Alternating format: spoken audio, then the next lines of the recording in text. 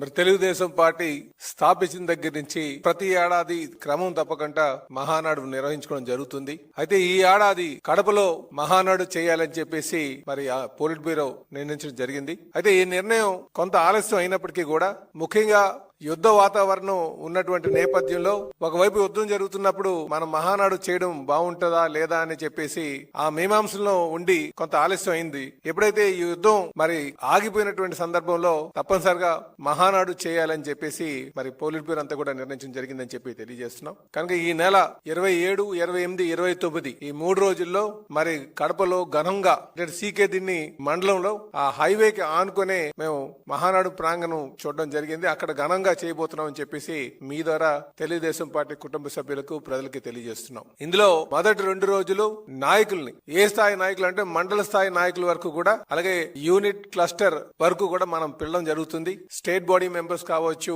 Polit bureau members కావచ్చు, అలాగే జిల్లా body members, state body members అందరినీ కలుపుకొని సుమారు 23,000 మందికి మొదటి 2 రోజులు మేము ఆహ్వానిస్తున్నాం. 3వ రోజుకి వచ్చేసరికి గ్రామ స్థాయి అధ్యక్షుల వరకు, గ్రామ కమిటీ వరకు కూడా పిలవడం జరుగుతుంది అని చెప్పేసి ఈ సందర్భంగా తెలియజేస్తున్నాం. అంటే సుమారు 50,000 మందికి ఆ రోజు మీటింగ్ కి ఆహ్వానం పంపడం జరుగుతుందని చెప్పి తెలియజేస్తున్నాం. ఇది కాకుండా ఆ చుట్టుపక్కల ఉన్నటువంటి నియోజకవర్గాల్లో ఈ కుటుంబ సాధికార సారథులు అని చెప్పేసి మేము ఒక కమిటీని వేసుకుంటున్నాం. వాళ్ళందరికీ కూడా ఆహ్వానం పంపడం జరుగుతుందని చెప్పేసి ఈ సందర్భంగా తెలియజేస్తూ మరి ఈ ఏడాది మరి పార్టీ ఆవిర్భవించిన దగ్గర నుంచి కూడా కడపలో మరి ఇంతవరకు మేము చేయలేదు. 2024 ఎలక్షన్ లో కడప జిల్లా వారు బాగా ఆదరించినటువంటి సందర్భం. పార్టీ ఆవిర్భవించినప్పుడు వారు ఆదరించారు, మళ్ళీ ఇప్పుడు ఆదరించారు. కనుక అందరూ కూడా కడపలో ఘనంగా చేయాలి. అంటే కొంతమంది అక్కడ అకామిడేషన్ లేదు ఎలాగా అని చెప్పేసి కొంత డౌట్లు ఎక్స్ప్రెస్ చేసేటప్పటికి కూడా అక్కడే చేయాలని చెప్పేసి నిర్ణయం తీసుకున్నామని చెప్పేసి తెలియజేస్తున్నాం. ఈలోగా కూడా మేము ప్రతి నియోజకవర్గంలో క్యాడర్ ను పిలిపించి ట్రైనింగ్ కూడా ఇవ్వడం జరుగుతుందని చెప్పేసి